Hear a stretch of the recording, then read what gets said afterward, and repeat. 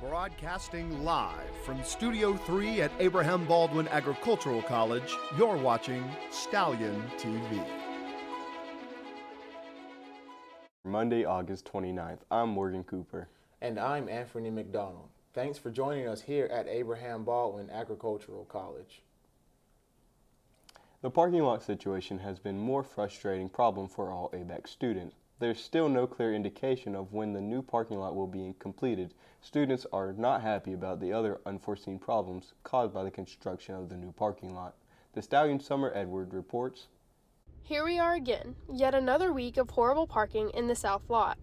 There are now 2 weeks behind schedule, and the north parking lot isn't looking much different than what it was at the beginning of school. Temperatures are getting hotter as nothing is being done about the chaotic parking situation. This week, we heard from ABAC student Emily Williams about the troubles of parking. Since there is limited parking, I have to leave for class much earlier than normal. On Tuesday, it took me 20 minutes to find a parking spot, and I was almost late to class.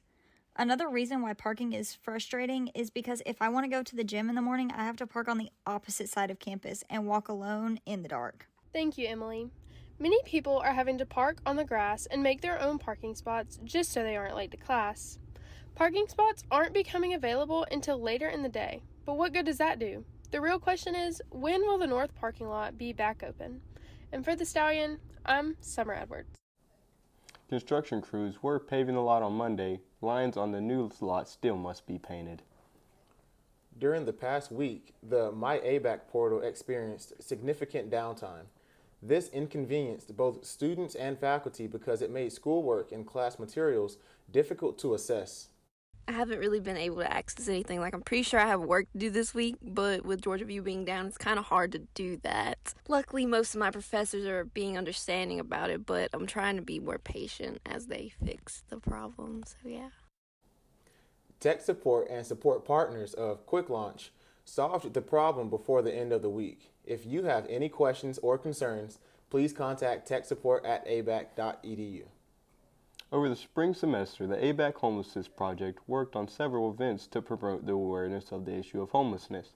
The ABAC Homelessness Project became a new club this year, and they want people to understand what homelessness is and what they could do to help. The founder of the club is an ABAC senior. Hello, my name is Skylar Turner, and I'm the president of a new ABAC club, the ABAC Homelessness Project. Our purpose is to make ABAC students more aware and understanding of the issue of homelessness. If that interests you, please contact me at my Stallion's email, sturner12@stallions.abac.edu. The club is recruiting new members and hopes to expand to bigger projects such as demonstrating different types of homelessness across campus. Every family has needs, some more than others. Rising inflation is causing many to ask themselves if they can afford their necessities. Undoubtedly, you are seeing these price increases at the pump, but families are also feeling the pressure in the supermarket. Our grocery bill went from $150 up to $300 a month for two people. And then here lately, in the last 8 months or so, it's gradually gone up. And last month I spent $600. This month I've already spent $1,000. Household, grocery, food, shampoo, stuff like that, that's $1,000. And it's not even the end of the month. To keep up with rising prices, some are learning to grow and store their own produce. COVID-19 has affected many small businesses. Due to COVID-19, bankruptcy went up and many other businesses lost revenue. Here's David Edmondson. COVID-19 has affected small businesses because it disrupts production, where people have to be out over the period of 2 weeks, or it depends on what type of medical conditions may concur with them.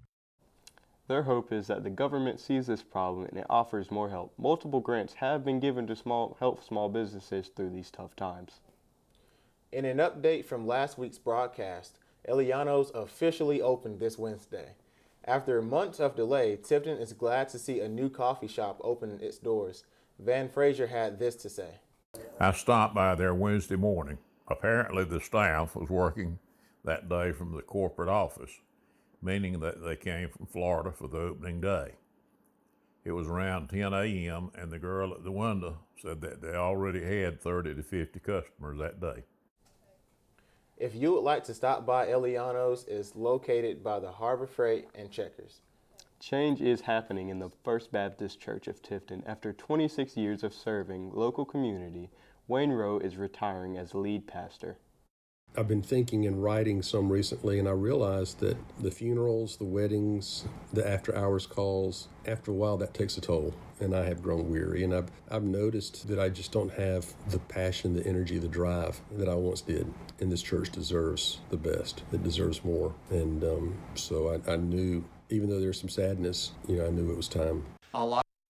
Replacing him as lead pastor is T.J. Molden, former executive pastor. Last week, ABAC held a very successful Club Rush. Rush showcases the many clubs and activities open to students and encourages them to get more involved on campus by seeing the various groups and organizations that could interest them. Here's ABAC's coordinator of student activities, Sean Burnett. A lot of our clubs are based on different academics, different disciplines, a whole range of options. And that's that diversity that we have on this campus that shows. And we have all these opportunities for everything from people of all walks of life. It's a really great opportunity. If you are interested in joining a club, be sure to reach out to the club's advisor or president.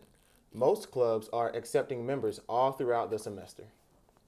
As summer comes to an end and college starts back, students are losing a lot of downtime. Many students have a job in addition to their schoolwork, and because of this, it can be hard to find some time to keep up with their social life, or even themselves. As Taylor Barnes says, time management skills are much needed in the life of a college student. It kind of requires a mixture of diligence and responsibility, and what I mean by that is you kind of have to allocate your attention accordingly. I feel as though you should make time for school and free time, while also finding a job that works with your schedule to make sure you have time to yourself and for your schoolwork. Taylor Barnes says while he was working and attending classes, he struggled to find time for his social life. College for many people is the next step towards their education, but it's definitely not free. The average cost of college in America is over $35,000 per year, including all other expenses. While there are some students who have scholarships and grants to help, some students need to work. And having a balanced school-to-work life is very important. Here is Truett Bulliard for some advice. So it was really interesting because the biggest challenge was the social life, not necessarily the work-school balance, because you always have time for homework, you always have time for work. However, being able to talk about things with your friends and how you're going to plan things is very difficult. College and work do not have to be hard. You just have to find something fit for you. ABEC student Austin Dean got very annoyed at his roommate Cole Chaplin for an issue involving his gold card. Austin says that he and his roommate often walk to the dining hall, then they have to turn back around because Cole forgot his gold card. Every time we walk to the dining hall, we get right to the door, and then he looks for his pockets, goes for both of them, and there's no gold card. He does it every time. He doesn't check his pockets through the whole walk down there every time. We have to walk all the way back. I think he just likes to walk. At some point, ABEC might have to consider whether mobile phones could be a backup for gold cards. While the Atlanta Braves are having another successful season on the field, off the field, trouble is showing its ugly face again. Atlanta outfielder Marcell Ozuna has ended up in hot waters again. This is the second season that legal trouble has plagued the power hitter. The Stallions' Trent Larson reports. Atlanta Braves left fielder Marcell Ozuna was arrested last week for suspicion of DUI in Norcross, Georgia. The defending World Series champion was clocked at over 90 miles an hour while failing to maintain a lane after leaving a party. Many Braves fans have an opinion on the matter, including ABAC student Whit Woods. As a fan of the team, I hate to see him get arrested, but he really did put himself in that situation. You know, making $16.5 million a year, you can afford to pay somebody to drive you home from the bar after you've celebrated a win. lineup this past Sunday. This mixed with his poor performance on the field could lead to a change being made by the Bravos in the near future. For the Stallion, I'm Trent Larson. The Braves are currently 3 games behind the Mets in the race for the pennant in the National League East. Golden Mike Knight has been reported a great success at ABAC. However, some debated that the introductory was more of a tearjerker than a gutbuster. Golden Mike Knight has been reported to be a great success. However, some debate that the introductory act was more tragic. Ty Goodman begun by reciting a traumatic tale about his first theater song, and then later witnessed his friend ruin the same one. I'll be honest with you, I did get emotional during that first act. I wasn't expecting something so moving. I guess you could say my expectations were somewhat subverted. The rest of the show was okay, but I kind of got teary-eyed during that first one. Goodman claims that while the story was for comedic purposes, he did not mean to leave anybody with tears in their eyes. In this context, that means it would be more of a tragic comedy. At the same time, it brings a new meaning to the word, all jokes aside. Thank you for joining us here for Stallion TV. I'm Morgan Cooper. And I'm Anthony McDonald. We will see you next week with more news from Abraham Baldwin Agricultural College.